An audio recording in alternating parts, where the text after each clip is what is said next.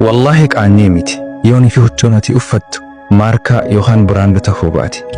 silkiin ati qabdu latest model yookaan iPhone ta'uu baate manni ati keessa galtu luxury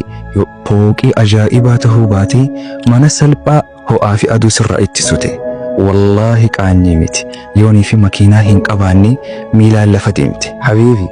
namni iPhone qabu hundi tujjaaraa miti namni huccuu qaalii uffatu marti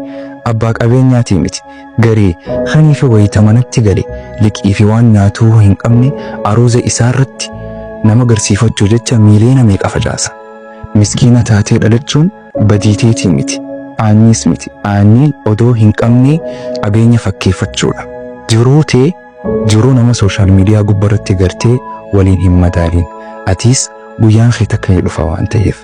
balloo jennaan rakkoon owwaattee ja'ani maaliif owwaatte jennaan kharaatu na keessa dabraa jette